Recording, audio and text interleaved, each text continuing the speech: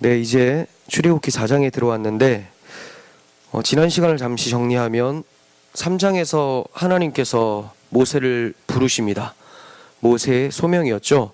불붙은 떨기나무에서 모세를 불러주시고 그 불붙은 떨기나무를 통해서 이처럼 애굽의 심한 고난과 학대를 받고 있었던 이스라엘 백성들을 하나님께서 함께 계시기 때문에 떨기나무가 타지 않는 것처럼, 없어지지 않는 것처럼 보호하고 계신다라는 것을 보여주셨고, 그리고 약속의 땅으로 이 이스라엘 백성, 하나님의 백성을 인도해 내라는 사명을 주세요. 그랬더니 모세가 변명을 합니다. 첫 번째 변명인데, 내가 누구기에 인도하라고 말씀하십니까? 라고 했더니 하나님께서 설득을 하세요. 내가 너와 함께 있을 것이다. 내가 반드시 함께 있을 것이고, 네가 인도하여 낼 때 애굽 사람들의 물품을 이스라엘 백성들이 취할 것이다 라고 하면서 증거까지도 말씀해 주셨어요. 하지만 하나님의 설득에도 모세는 여전히 의심과 두려움이 찾아와서 또다시 두 번째 변명을 합니다. 그러면 그들이 하나님의 이름이 무엇이냐고 물어보면 내가 뭐라고 대답할까요? 라고 했더니 하나님께서 나는 스스로 있는 자다. 내 이름은 여호와다 라고 말씀해 주심으로써 하나님께서만 존재 그 자체이시고 또 이분이 여호와라는 이름으로 나타내 주시면서 구원의 하나님, 약속에 신실하셔서 반드시 자기 백성을 인도해 내시고 구원해 내신다라는 그 하나님이심을 이름을 통해서도 보여주셨어요. 이 정도 됐으면 이제 모세가 하나님 말씀대로 바로에게 가서 전하면 되는 거예요. 하지만 오늘 4장에 들어왔을 때 모세의 반응은 그렇지가 못합니다. 1절을 보시면 모세가 대답하여 이르되 그러나, 자, 첫 마디가 그러나로 시작을 합니다.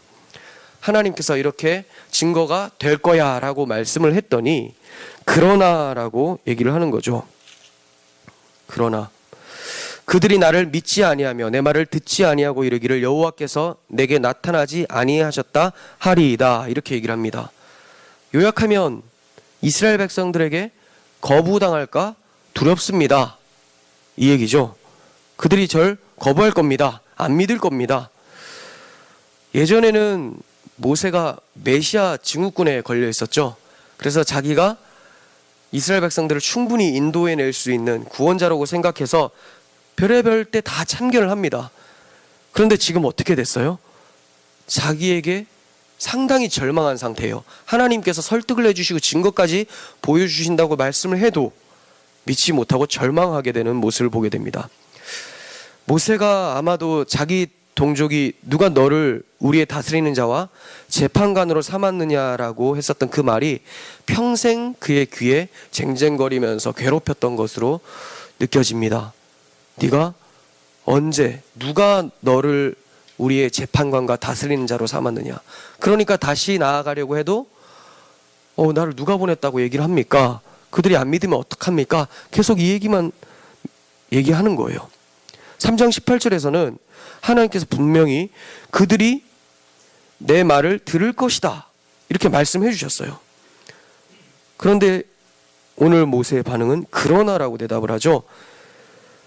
새번역본과 공동번역본에서는 그러나 그들이 믿지 아니하면 어찌합니까? 라고 하면서 약간 조건부처럼 번역을 하거든요. 그런데 원문에서는 여러분들이 지금 우리가 같이 보고 있는 개역개정에 더 가깝습니다. 그러니까 그러나 그들이 나를 믿지 아니할 것입니다 라고 아예 확정해서 얘기를 하는 거예요. 새번역은 조금 부드럽게 썼지만 원래 원문은 그러나 안 믿을 겁니다. 그럼 무슨 말이에요? 하나님은 믿을 거다라고 했더니 그러나 안 믿을 겁니다라고 하면서 하나님의 말씀을 믿지 아니할 뿐더러 하나님이 틀렸다라고 얘기를 하고 있는 것이죠. 여기서 끝나는 것이 아니라 3장 12절에서는 내가 반드시 너와 함께 있으리라 라고 말씀해 주셨는데 1절에서 뭐라고 하죠? 여호와께서 내게 나타나지 아니하셨다라고 말할 겁니다 라고 하면서 그때도 하나님이 함께 하심을 나타내 보이지 못할 거라는 생각을 하고 있는 거예요. 하나님의 말씀을 안 믿습니다. 그래서 하나님은 믿음이 없는 그에게 세 가지 이적을 보여주심으로 설득을 해주고 계세요. 참 친절하시죠. 지금까지 두 번이나 거절을 하고 변명을 했으면 한 대 탁 쳐버리면 하나님한테 더 버티다가 맞아 죽겠구나 할 텐데 아주 자비롭게 세 가지 이적에 대해서 말씀을 해주세요. 보여주시는 거죠. 말씀하면 못 믿으니까 또 보여주세요. 2절 4절 보겠습니다. 2절에서 4절. 여호와께서 그에게 이르시되 내 손에 있는 것이 무엇이냐? 그가 이르되 지팡이입니다. 자, 그것을 땅에 던지라 라고 하니까 지팡이가 땅에 던져지니 뱀이 되었다라고 해요. 모세가 뱀 앞에서 피하매 여호와께서 모세에게 이르시되 내 손을 내밀어 그 꼬리를 잡으라.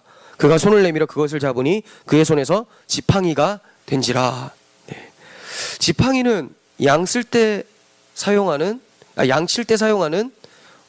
그냥 나무 막대기예요. 나무 막대기. 이 막대기를 던졌는데 뱀이 되어버렸어요. 그런데 모세가 이 뱀을 피해버려요. 뱀이니까 진짜 뱀이었다라는 거죠. 그냥 뱀 형상이었던 게 아니라 정말 뱀이 돼요. 어떻게 그럴 수 있습니까? 하나님이 하시면 하는 거죠. 그럼 만약에 그런 거 질문하는 사람들은 그럼 아무것도 없는 상태에서 뱀을 어떻게 만들었습니까? 이거 질문하는 것과 뭐가 다르겠습니까? 하나님의 창조를 믿는다면 나무 막대기가 뱀으로 바뀔 수가 있는 거예요. 하나님이 진짜 뱀을 만들어 버렸어요. 모세가 무서워서 피해버립니다. 그랬더니 하나님이 손을 내밀어서 그 꼬리를 잡으래요. 꼬리 잡으면 어떻게 됩니까? 잡으려면 목을 잡아버려야 되죠. 근데 꼬리를 잡으면 물려요.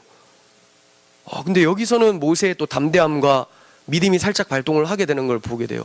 오히려 이런 부분에서 저 못 잡습니다라고 할 만한데 모세가 잡아요.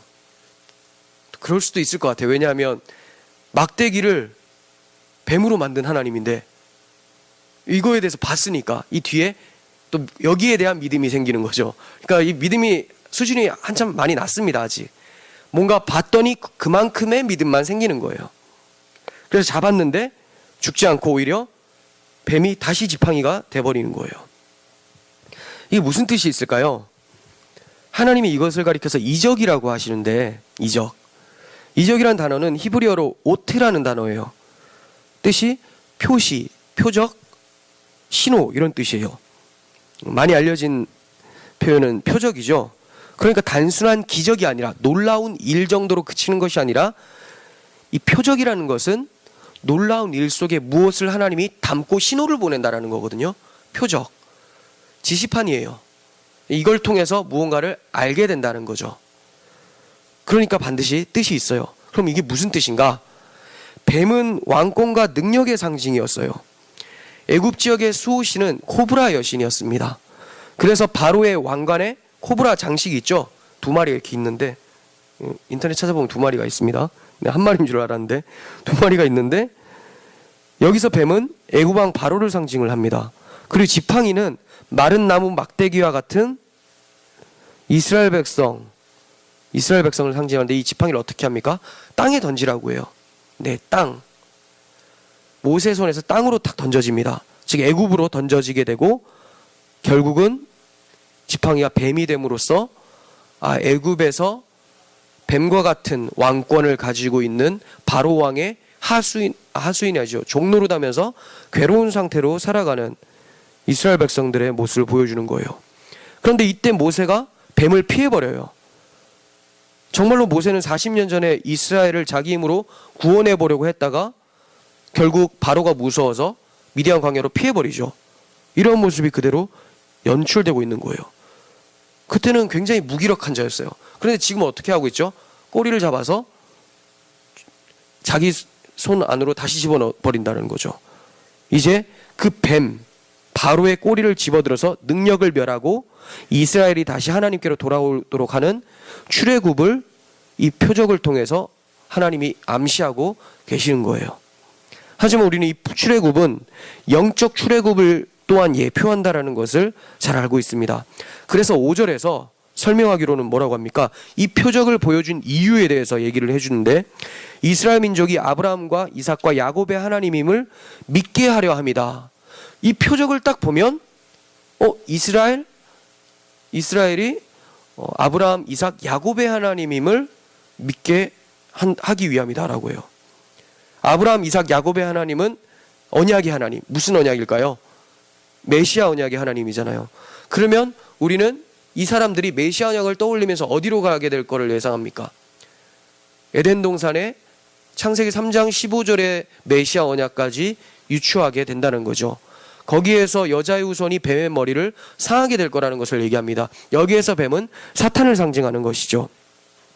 정리해보면 전에는 뱀을 피한 것처럼 애구방을 피해서 도망한 모세가 이제는 그의 손으로 바로를 제어한다라는 것을 보여주면서 출애굽을 암시하고 있는 것이고, 더 나아가서 여자의 후손이신 예수께서 사탄을 멸하셔서 종로로 타던 자들을 구원하실 영적 출애굽을 암시하고 있는 거예요. 그러니까 모세는 여기서 마귀를 멸하실 구원자 예수 그리스도의 예표로 등장하고 있는 것이죠. 이러한 표적은 모세에게 큰 힘이 될 만합니다. 이 정도 하나님께서 보여주시면, 우리야 뭐 한국 사람이라서 금방 이해를 못하겠지만 그래도 이제 지금 이해하는 것은 우리가 성경을 꽤 봤기 때문에, 뭐 뱀 하면 에덴 동산도 저보다 목소리 더 큰 것 같아요. 마이크를 대고 있는데도. 아무튼 자, 네. 몇 시냐고요? 메시아. 이스라엘 사람들 같은 경우, 모세 같은 경우는 이 뱀이 자기 손에 딱 들어온다. 뱀하면 떠올리는 게 자기 앞에 있었던 바로 왕, 그리고 에덴 동산의 뱀, 이거 떠올린다는 것이죠. 이 정도 되면 큰 힘이 될 만하죠. 하나님께서 메시아 언약을 나를 통해서 이루어내시려고 하시는구나, 네, 이걸 느낄 수가 있어요. 하지만 모세의 믿음은 굉장히 바닥을 칩니다. 그래서 하나님이 자비로우심으로 또 다른 표적까지 보여주세요. 이게 두 번째 표적인데 6절 7절 한번 보겠습니다. 여호와께서 또 그에게 이르시되 내 손을 품에 넣으라 하시매 그가 손을 품에 넣었다가 내어보니 손에 나병이 생겨 눈같이 되었다. 또 다시 품에 넣었다가 뺐어요. 그러니까 나았다, 이렇게 나옵니다. 자, 그러면 이건 또 무슨 표적이고 무슨 내용을 담고 있는가? 나병은 죄의 상징이에요. 레위기 13장 14장에 자주 잘 등장을 하는데, 나병에 걸리면 일단 격리됩니다. 네. 이 격리는 하나님께로부터 죄를 지은 인간의 비참함을 보여주고 있는 거예요. 에덴 동산에서 쫓겨나감으로써 하나님과 격리된 인간들의 모습을 그대로 나병을 통해서 보여주고 있는 거죠. 그러니까 나병 자체가 무슨 더 큰 죄고 뭐 병에 큰 문제가 있고 이런 걸 얘기하는 게 아니라, 예전에 이스라엘 백성들이 생각할 때 이 나병은 죄의 근원이다, 죄의 상징이다, 이렇게 생각을 하고 있었던 거죠. 그런데 모세가 그의 손을 가슴에 넣었다가 품에 넣었다가 꺼내어 보니까, 심장이 있는 가슴에 넣었다가 꺼내어 보니까 나병이 생겨버렸고, 다시 넣었다가 다시 꺼내어 보니까 사라져 버렸어요. 이 나병은 하나님을 떠난 인간의 죄의 비참함이라고 말씀을 드렸어요. 하나님은 모세에게 그의 마음 소굴을 들여다보게 보여주신 거예요. 드러내 보이신 거예요. 인간은 누구나 자기 속에 있는 죄를 감추려고 합니다. 이것은 타락한 아담의 모습을 그대로 답습하고 있는 것이죠. 하나님이 이를 폭로시켜 주시는 것이 은혜예요. 이로써 죄의 비참함을 알고 하나님께 회개하게 되기 때문에 그렇습니다. 그런데도 불구하고 자신의 죄를 덮으려는 시도에 대해서 허은석 선교사님이 이렇게 말씀을 해주고 있어요. 하나님이 죄를 드러내시는데도 불구하고 자기 죄를 감추려고 하고 어떻게든 도망치려고 하는 그런 모습에서 뭐라고 지적하느냐? 자기의 잘못을 인정하는 것은 나의 옛 자아, 즉 사탄의 역사를 폭로하는 것입니다. 사탄을 들키게 하는 것입니다. 자꾸 감추고 변명하고 남 탓을 하면 내가 아니라 사탄을 감싸는 것입니다. 그러므로 사탄과 싸우고 싶다면 자기를 폭로하십시오. 잘못을 인정하십시오. 네, 만약에 우리가 하나님께서 은혜로 우리의 죄악들을 들추어내실 때 이것을 계속해서 꾹꾹 눌러 담고 나는 아니야, 괜찮아, 나는 저 사람보다는 나은 사람이야 라고 계속 포장하면 누구 포장하는 거라고요? 우리 안에 있는 마귀적 속성, 마귀를 굉장히 보호하고 있는 거예요. 빨리빨리 드러내서 얘가 힘을 잃도록 만들어버려야 되는데, 나는 원래 이런 존재예요 주님. 그때 뭐가 바랍니까? 그리스도의 십자가의 능력이 바라죠. 죄사함이 나타나는 거예요. 그리고 이제 죄를 미워할 수 있는 새 마음이 계속해서 부어지게 되는데, 성령의 충만함이 우리에게 나타나게 되는데, 그것을 꾹꾹 누르다 보니까 십자가는 점점 작아지고 마귀의 속성만 점점 커져나가게 되는 것이죠. 결국 자신이 감싼 사탄과 함께 동일한 심판에 처하게 될 것입니다. 하나님이 폭로하실 때 내 자신의 죄악됨을 직시하면서 애통하는 회개가 있어야 하는 거예요. 이렇게 되면 하나님이 다시 일을 하세요. 새 마음으로 바꾸셔서 나병 같은 죄를 정결케 해주시는 거죠. 자, 그래서 모세가 품에 넣었다가 꺼내보니까 자기 마음이 나병과 같이 죄로 물들어 있었다는 걸 알게 되고, 다시 넣었다가 꺼내보니까 하나님이 새 마음으로 정결케 했다는 것을 보게 되는 것이죠. 모세가 그냥 단순한 1인의 모습으로만 서 있는 게 아니잖아요. 모세는 이스라엘 백성의 대표자로서 지금 등장을 하고 있는 거예요.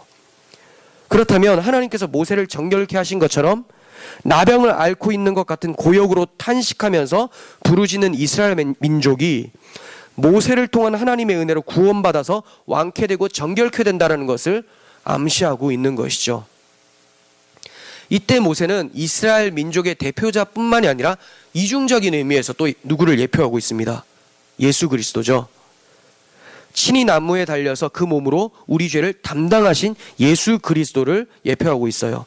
모세가 출애굽의 구원자이듯이 우리 주님은 자신이 십자가에서 부정케 됨으로 나병과 같이 죄로 인정받으심으로 우리의 죄를 친히 담당하시는 영적 출애굽의 구원자시라는 것을 표적을 통해서 말씀하고 있는 거예요. 그러니까 이 두 표적을 정리해 보면, 첫 번째 표적, 지팡이가 뱀이 되고 다시 지팡이가 되는 이 표적은 마귀의 일을 멸하시는 예수 그리스도를 나타내는 것이고, 두 번째 표적은 우리의 죄를 없이 하시는 예수 그리스도의 속죄 사역을 나타내 보이고 있는 것이죠. 하나님께서는 이처럼 친절하게 우리의 믿음 없음에도 불구하고 하나님께서는 이적과 표적으로 하나님의 뜻을 나타내 보이고 계셨던 거예요. 오늘날 사람들은 이 두 가지 기적을 비교할 때 지팡이가 뱀으로 변하는 것이 더 놀라운 일이라고 생각을 할 겁니다. 나병이 낫는 거? 워낙 의학이 좋아지다 보니까 병 낫는 거는 대수롭지 않게 생각할 수가 있어요. 그래서 모세가 오늘날 사역을 했다면 하나님께서 오히려 바꿔서 설명을 했을 거예요. 먼저 병 낫는 것을 보여주고, 그리고 지팡이가 뱀이 되고 뱀이 지팡이 되는 것을 보여줬을 거예요. 하지만 고대 사람들은 모든 질병은 신들의 재앙, 심판이라고 여겼기 때문에 모세의 손이 낫는 것이 더 놀랍게 여겨요. 지팡이가 뱀이 되는 거 애굽의 마술사들도 나중에 보면 따라합니다. 그런 사례들이 많이 있었다는 거죠. 그런데 병이 낫는 것은 이건 신들의 문제다, 신의 재앙이다. 그래서 신에게 뭔가를 바치고 희생 제물을 드리고 이렇게 했을 때 낫는다고 생각을 하고 있었기 때문에 이게 더 엄청난 일인 거죠. 그래서 하나님께서 8절에서 뭐라고 말씀하십니까? 첫 번째 기적은 믿지 못하더라도 두 번째 기적은 그들이 믿을 것이다 라고 해요. 정말로 이들이 이스라엘 장로들 앞에 가서 이적을 행했을 때 이들이 결국은 믿게 돼서 바로 앞에 서게 됩니다. 9절 보세요. 그들이 이 두 이적을 믿지 아니하며 내 말을 듣지 아니하거든 너는 나일 강물을 조금 떠다가 땅에 부으라. 내가 떠나온 나일 강물이 땅에서 피가 되리라. 이렇게 말씀하세요. 자, 이 두 이적을 보고도 믿지 아니하면, 분명히 믿는다고 하셔놓고 또 다시 왜 믿지 아니하면이라고 하시는가? 이스라엘 백성들의 모습을 딱 보면 처음에 믿는 것처럼 따라 나와요. 그렇지만 바로가 그래? 너희들 게을러 터져서 그래. 조금 더 일을 빡세게 해라라고 하면서 더 고된 노동을 시켜요. 그러니까 왜 괜히 긁어 부스를 만들었냐고 하면서 계속 원망을 해요. 믿음이 다 사라져버린 거죠. 이거 일시적인 믿음이에요. 그래서 믿지 아니할 것을 하나님께서 아시고 또다시 이 나일강 물이 피가 되는 것을 되는 이적을 보여주시는 거예요. 그럼 처음부터 이렇게 해주시지 왜 굳이 그런 과정을 거치시는가? 하나님께서 이 표적을 통해서 아까 구원이 무엇인지를 설명하기 위해서 계속 이런 걸 반복하고 계시는 거죠. 하나님이 그들이 안 믿을 줄을 모르시고 이렇게 됐다가 도저히 안 되면 이렇게도 하시는 것이 아니라 우리에게 뭔가를 계시하기 위해서 이러한 과정을 사용하고 있다는 것을 우리는 기억을 해야 돼요. 자, 그래서 세 번째 이적을 주시는데 이 이적은 10가지 재앙 중에 첫 번째 재앙에 속하는 나일 강물이 피가 되는 것이죠. 그런데 이 이적이 앞의 이적보다 결정적일 거라고 말씀을 하고 있어요. 고대 애굽 사람들은 나일강을 통해서 식수를 공급받았고 이 강을 생명줄로 여겼기 때문에 나일강을 신처럼 숭배하고 있었어요. 그런데 하나님께서 이 나일강을 피로 물들였다. 무슨 뜻일까요? 나일강이라고 하는 애굽의 신을 하나님이 물리치셨다. 이것을 통해서 하나님께서는 자연 만물을 주관하시는 창조주라는 것을 보여주심과 동시에 애굽 신을 심판하시는 만군의 여호와 하나님이심을 나타내 보이고 계시는 것이죠. 그리고 피라는 것은, 피하면 뭐가 떠올라요? 두 가지가 떠올라야 돼요. 당연히 죽음이 떠오르겠죠. 또 하나는 피가 없으면 죽고 피가 있으면 사니까 생명. 생명과 죽음이 떠오르게 되죠. 따라서 이 첫 번째 재앙은 앞으로 하나님이 출애굽시키실 결정적인 재앙인 10번째 장자심판 유월절을 예고를 하고 있는 거예요. 중간에 뭐 개구리, 이, 파리, 그리고 가축, 종기, 이런 여러 가지 재앙들은 좀 외부적인 하나님의 힘을 나타내지만, 이 나일강물 첫 번째 재앙과 10번째 장자의 죽음의 재앙은 결국 같은 유월절 재앙을 가리키고 있었던 것이죠. 그래서 첫 번째 나일강 재앙을 통해서 유월절을 향하게 만들어 주시는 하나님의 뜻을, 계획을 볼 수가 있습니다. 그래서 23절에서 바로가 혹시 이스라엘 백성을 놓아주기를 거절하게 되면 이렇게 얘기하라라고 해요. 내가 내 아들 내 장자를 죽이리라 하셨다 하라. 그죠? 나일강물이라고 피를 만들라고 해놓고 바로 건너뛰어서 어디로 갑니까? 10번째 재앙으로 확 가버리는 거예요. 장자의 죽음. 이날 유월절에 이스라엘 백성들은 어린 양의 피를 통해서 자신의 피를 유지하게 되는 생명을 얻게 되고, 애굽 사람들은 어린 양의 피를 부인함으로 자기의 피를 보게 되는 것이죠. 그래서 생명과 죽음이 동시에 드러나게 되는 것을 알게 됩니다. 자, 이렇게 하나님께서 믿음이 없는 모세에게 세 가지 이적, 더 자세하게 말하면 세 가지 표적을 통해서 정확한 증거를 대주셨음에도 불구하고 이거 어떻게 반응을 하는가? 10절을 보시면 이제 네 번째 변명이 시작이 되는 거예요. 보통 3세판이라고 할 수 있는데 이거는 네 번째라면 좀 심하죠. 10절, 모세가 여호와께 아뢰되 오 주여. 자기도 민망했나 봐요. 이제 탄식을 합니다. 주여, 나는 본래 말을 잘 못하는 사람입니다. 주께서 주의 종에게 명령하신 후에도 역시 그러하니 나는 입이 뻣뻣하고 혀가 둔한 자입니다. 네, 입이 뻣뻣하고 혀가 둔하기보다는 마음이 뻣뻣하고 심장이 둔한 자인 것 같습니다. 저 요약하면 이렇죠. 저는 능력이 부족합니다. 앞에서는 저를 거절할까 두렵습니다 였고, 이제 능력이 부족합니다 라고 얘기를 하고 있는 거예요. 나는 본래 말을 잘 못하는 자입니다라는 모세의 말에 대한 여러 가지 해석들이 있는데, 몇 가지 말씀드리면, 첫 번째로는 모세가 실제로 말을 더듬었다라는 해석이 있어요. 그럴 수가 있겠죠. 저는 크게 동의하지 않습니다. 조금씩은 지금 말씀드릴 거 다 조금씩 동의해요. 그럴 수 있겠다. 근데 그게 뒤에서 말씀드리겠지만 별로 중요하지 않아요. 실제로 말을 더듬었다라고 하는 해석. 두 번째는 애굽을 40년 동안 떠나 있어서 애굽어를 잊어버렸다는 해석. 그럴 수 있겠죠. 미디안 강요에서 40년 동안 양만 치고 저기 미디안 사람들하고만 얘기했으니까. 그리고 40년 동안, 세 번째 해석, 40년 동안 주로 짐승들과 살다 보니까 바로를 만날 때 필요한 협상력이나 외교력이 없어졌다라는 해석. 옛날에는 애굽의 교육들, 최고의 교육들 다 받았죠. 말도 얼마나 잘하고 논리정연하게 했겠습니까? 그래서 말 못한다라는 것은 조금 이제 그게 있는 것 같은데, 아무튼 이러한 것들이 짐승들 논리적으로 어떻게 얘기하는 거 아니잖아요. 그러다 보니까 많이 잊어버렸을 것 같다, 떨어졌을 것 같다, 감이. 그런 해석이에요.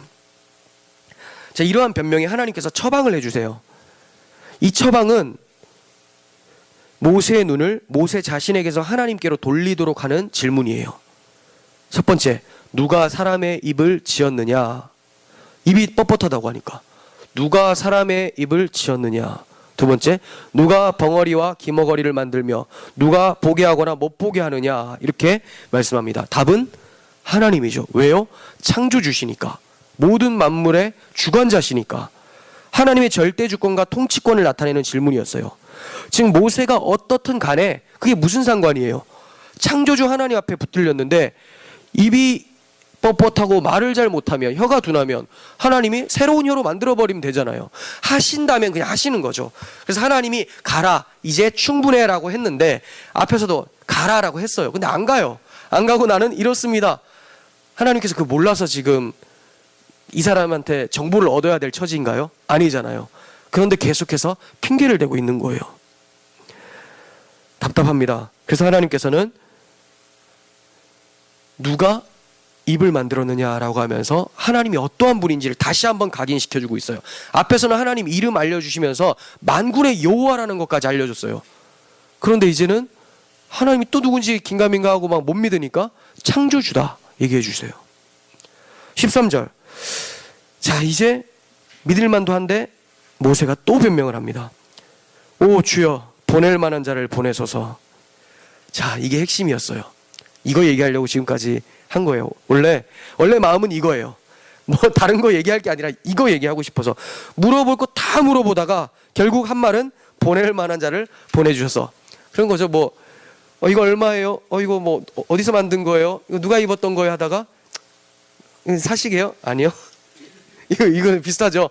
김 쫙 빠지는, 힘이 쭉 빠져요. 하나님이 와 이거 왜 그럴 거면 왜 물어봤냐? 충분히 얘기할 수 있을 만한 그런 반응입니다. 다행히 지금까지 하나님이 오래 참으시면서 그를 설득하셨어요. 왜 그러셨을까요? 오랜 세월 미디안에서 사는 동안 자기 자신에게 철저하게 절망에 빠졌다는 것을 하나님이 누구보다도 잘 알고 계셨기 때문에 그의 연약함에 대한 배려였어요. 하나님께서 일부러 낮추셨기 때문에 그가 자신감이 결여되는 것은 당연한 거기 때문에 하나님께서 그래 그럴 수 있어. 자 그러니까 이제 나만 바라봐. 자신감이 떨어지고 절망한 것까지는 좋아요. 그래서 하나님께서 배려 차원에서 계속 얘기했고 이제 뭐 해야 돼요? 이제 네가 절망했으니까 이제 나를 바라보면서 소망을 얻으면 되겠네. 그런데 자기한테도 절망하고 하나님한테도 절망하고 하나님도 안 믿고 자기한테만 절망하라고 하니까 창조주 하나님 만군의 여호와 앞에서도 절망하고 있는 거예요. 결국은 하나님의 어떠한 자비로운 설득에도 귀 기울이려고 하지 않고 하고 싶은 말, 보낼 만한 자를 보내소서 이렇게 얘기합니다. 그러니까 지금까지 여러 가지 모세가 자기 문제를 제기했지만 그게 조금씩 다 문제가 있다 하더라도 그것 때문에 핑계댄 거 아니었다는 거죠. 그냥 가기 싫습니다. 나 말고 딴 사람 좀 택해 주세요. 가기 싫으니까 어떻게든 쥐어 짜내는 거예요. 어떻게 하면 안 갈까? 우리도 뭐 그런 거 없습니까? 하나님께서 우리를 사용하시려고 하는데 어떻게 하면 안 갈까? 그래서 나는 능력이 부족하고 하나님의 능력에 합당할 만한 능력을 가지고 있는 사람이 누가 있겠습니까? 가라고 하면 웬 은혜인가? 웬 은혜인가? 웬 사명인가 하면서 감격함 가운데 나가야죠. 나 같은 지푸라기 같은 인간도 하나님이 쓰신다니 하나님 감사합니다 하면서 납작 엎드려야 되는데 그냥 보낼 만한 자를 보내달라는 말은 도대체 무슨 말입니까? 하나님 당신 지금 실수하는 거예요. 나를 잘 모르시는 분인데 나는 보낼 만한 사람이 아닙니다. 하나님 앞에 지시까지 제공해 주면서 실수라고 지적을 하고 있는 거죠. 당신은 지금 나를 잘 몰라요. 보낼 만한 자를 다시 찾아보세요 라고 얘기를 하고 있어요. 그러니까 단순히 둘러댄 핑계였죠. 결국 조금 후에 사역을 보면 초반에만 아론이 몇 번 얘기를 하다가 다 이제 모세가 자기가 다 얘기를 해요. 그러니까 처음에는 이제 아론이 얘기를 하니까 말을 정말 잘 못하나? 이런 생각도 드는데 뒤에 가면 자기가 급하다 보니까 막 자기가 얘기를 다 해요. 뒤에는 아론은 뭐 말도 안 합니다. 금송아지나 만들고 뭐 그러지. 모세가 다 얘기를 합니다. 그러니까 그것도 결정적인 장애는 아니었던 거예요. 자신에게만 절망해야 되는데 하나님의 능력도 절망적으로 보고 있다는 거죠. 이것은 겸손이 아니라 불신의 죄예요. 불신의 죄. 보낼 만한 자를 보내소서라고 하면서 하나님을 향한 무시까지도 내포하고 있습니다. 사람 잘못 봤다라고 하면서 자신을 창조하시고 바로의 학살 위기에서 건지시고 양육하셨고 또 훈련시키신 하나님에 대해서 자기는 무지하면서 오히려 하나님이 무지하다라고 얘기를 하고 있는 거죠. 우리도 이처럼 말을 할 때가 참 많은 것 같습니다. 하나님에 대해서는 모르고 하나님이 나에 대해서 너무 모르고 계신다라고 착각하는 경우 참 많죠. 그런 말을 꺼내기 전에 우리는 하나님을 아는 지식이 필요하다는 거예요.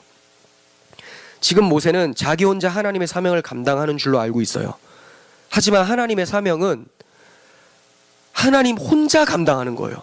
아예 모세는 지금 완전히 반대로 알고 있어요. 나 혼자 하나님의 사명을 감당해야 된다고 생각하니까 나는 못해요. 내가 누구이길래 그렇습니까? 계속 이런 소리만 하는데 하나님의 사명은 하나님과 모세도 아니에요. 그냥 하나님이 하시는 거예요. 그냥 모세는 이게 질질 끌고 갈 때 끌려가는 거죠. 끌려가는 거. 근데 하나님께서 너무 감사하게도 네가 한 거야 라고 얘기해 주시는 거죠. 그걸 우리는 상급이라고 표현을 하고 있잖아요. 얼마나 감격스럽습니까? 하나님의 사명은 하나님 혼자 감당하세요. 모세의 도움을 0.1%도 안 받으세요. 왜? 하나님이 부족함이 없으신 분이기도 하지만 반면 모세가 전혀 도움이 안 되는 인물이기도 하기 때문에 그렇습니다. 그렇다면 모세는 그렇다 쳐도 다른 어떠한 사람은 0.1%는 아니라도 한 5%, 6% 정도는 하나님께 도움이 될 만한 사람이 있지 않을까, 이렇게 생각을 하실 수가 있겠죠. 근데 그렇게 생각하는 사람들의 특징은 다 하나같이 모세와 같은 질문을 하게 돼요. 보낼 만한 자를 보내소서, 이런 얘기를 하게 되는 것이죠. 그럼 말은 뭐예요? 보낼 만한 사람이 따로 있다고 생각하는 거예요. 보낼 만한 사람은 한 사람도 없습니다. 하나님이 이스라엘 백성을 구원하시는 데 있어서 자신의 재능이 필수적이라고 생각하기 때문에 이러한 질문을 하고 있는 거예요. 이 세상에 보낼 만한 사람이 있다면 우리 주님이 왜 이 세상에 오셨겠어요? 없으니까 보내신 거잖아요. 모든 사람은 하나님 앞에서 무익할 뿐입니다. 이사야 59장 16절 바른 성경으로 보시면 그분께서 사람이 없는 것을 보시고 중재자가 없는 것에 놀라셔서 자기 팔로 스스로 구원하시며 자기의 의를 스스로 의지하시고, 이렇게 말씀하세요. 아무리 봐도 할 만한 사람이 없어요. 중재자도 없고 하나님께 도움될 만한 사람이 한 명도 없으니까 하나님이 자기 팔로 스스로를 구원하시고 자기의 의로 스스로를 의지하신다라고 하면서 그 이후에 예수님을 보내시는 내용이 이사야서에 등장을 합니다. 결국 하나님께서는 참다 5번째 변명을 듣고 터져버렸어요. 하나님의 놀라우신 인내가 여기까지였죠. 물론 이거는 우리들에게 하나님의 마음을 나타내기 위함이지 하나님의 인내는 끝까지 있을 수가 있어요.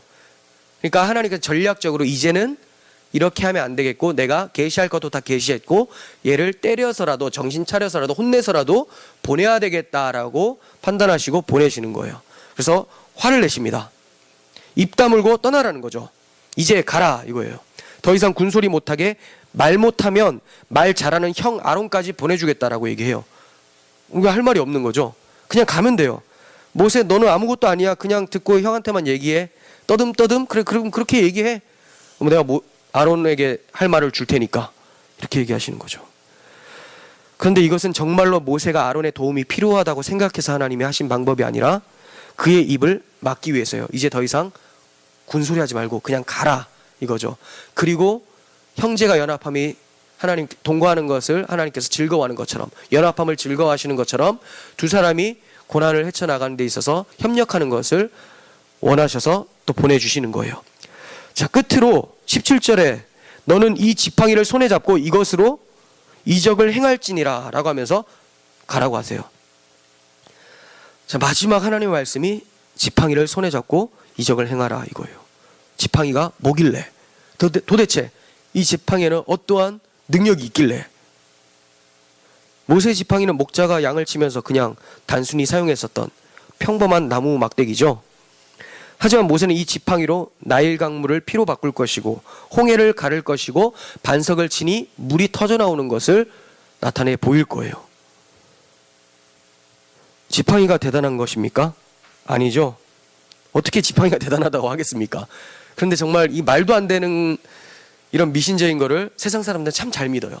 지팡이를 자, 우리가 만약에 지팡이를 가지고 있는데 반석을 치는데 물이 나왔어요. 그럼 뭘 믿을까요? 지팡이를 믿어요. 지팡이 모셔다 놓고 그래요. 근데 거기서 나오게 하는 능력이 어디서부터 나오는가를 봐야 되는데 지팡이에 초점을 많이 둔다는 거죠. 지팡이는 그냥 지팡이에요. 나무 막대기예요. 보잘것없는 마른 나무 막대기죠.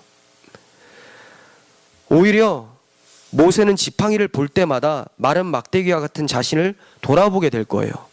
하지만 이러한 마른 막대기조차 하나님이 사용하신다라는 것을 보면서 감사하게 될 것이고, 아무리 연약하고 마른 막대기 같다 할지라도 하나님 손에 붙들리면 이것이 이스라엘 백성을 구원하는 능력을 나타낸다라는 것을 보여주고 있는 것이죠.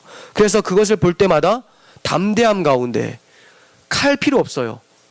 뭐 무기, 다른 어떠한 무기, 갑옷도 다 필요 없고 지팡이 하나라도 하나님의 지팡이라고 나중에 명칭이 바뀝니다. 모세가 하나님의 지팡이를 가졌더라라고요. 결국은 자기 지팡이였다가 어떻게 됩니까? 하나님이 들었기 때문에 하나님의 지팡이라고 해요. 이것을 통해서 담대함을 가지고 사역을 하게 되는 것입니다. 결국 모세는 자신을 포함한 이스라엘 백성들에게 임종을 앞두고 이렇게 유언을 합니다. 자신의 삶을 회상을 하는데 이 회상 속에서 이스라엘 백성들도 포함된 회상이에요. 한번 보세요. 신명기 8장 2절 3절이에요. 내 하나님 여호와께서 이 40년 동안에 내게 광야길을 걷게 하신 것을 기억하라. 이는 너를 낮추시며 너를 시험하사 내 마음이 어떠한지 그 명령을 지키는지 지키지 않는지 알려 하심이라. 너를 낮추시며 너를 줄이게 하시며 또 너도 알지 못하며 내 조상들도 알지 못하던 만나를 내게 먹이신 것은 사람이 떡으로만 사는 것이 아니요 여호와의 입에서 나오는 모든 말씀으로 사는 줄을 내가 알게 하려 하심이니라. 아멘. 모세의 유언이에요. 자, 보세요. 모세가 민망할 수 있는 유언을 했어요. 마지막 뭐라고 하죠? 여호와의 입에서 나오는 모든 말씀으로 사는 줄을 알게 하려 하심으로 하나님께서 낮추시고 시험하고 훈련하셨다라고 말씀하세요. 모세가 하나님 말씀으로 삽니까? 지금? 아니죠. 말씀은 씨도 안 먹히고 있어요. 말씀할 때마다 자기 말로 반박을 하고 있죠. 그런데 하나님이 낮추시고 훈련하시면서 그가 이제 뭘 배웁니까? 아, 하나님께서 사람이 떡으로만 사는 것도 아니고 하나님의 말씀으로만 산다라는 것을 나에게 훈련하시기 위해서 이 광야를 통과하게 하셨구나. 너희들도 이거 잊지 마라. 이렇게 얘기를 하고 있는 거예요. 이 광야를 통과한 것도 결국 하나님의 능력일 뿐이지 자기로부터 출발되지 않았다라는 것을 고백하고 있는 것입니다. 여러 가지 재능이 있고 물질이 있고 명예와 권력이 있으면 자신이 하나님 앞에 쓰임받기 적당하다고 생각하는 사람들이 종종 나타나요. 아니 이런 게 전혀 없어도 내가 다른 건 다 없지만 나에게 믿음이 있다라고 생각하면서 나는 하나님 앞에 쓰임받기에 합당하다라고 생각하는 사람들도 있어요. 이런 사람들의 특징이 하나님 부르시지도 않았는데 하나님의 군대에 자원 입대를 하게 되죠. 너도 나도 목사, 선교사가 되겠다고 신학생이 되려고 합니다. 자원하는 자들이 막 넘쳐나요.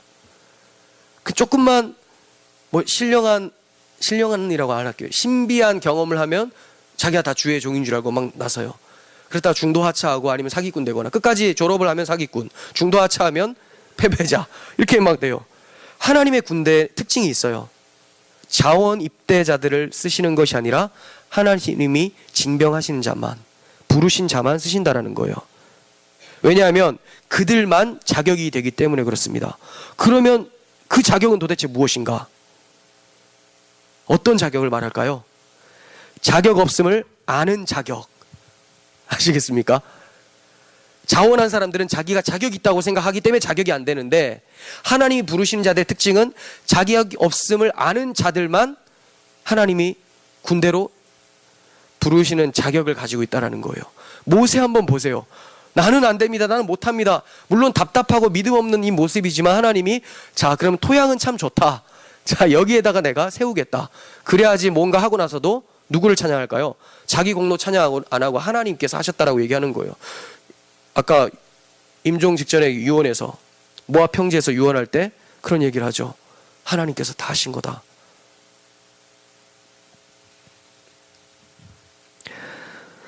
그러니까 우리는 하나님을 위해서 무언가가 되려고 하기 전에 하나님을 위해 아무것도 할 수 없는 무능하고 절망적인 존재라는 것을 먼저 인식해야 하는 거예요. 그러려면 그의 인생 속에서 반드시 십자가가 있어야 하는 것입니다. 이 십자가를 날마다 통과하는 자의 무능한 손과 뻣뻣한 입이 하나님의 지팡이가 되어서 사용되어지는 것임을 꼭 명심하시길 바랍니다. 오랜 설득에도 불구하고 끝까지 불순종하며 핑계만 대던 모세를 결국 하나님은 강압적으로라도 애굽으로 보내시면서 하나님의 일을 진행을 하십니다. 이것을 보면서 우리는 어떠한 생각이 듭니까?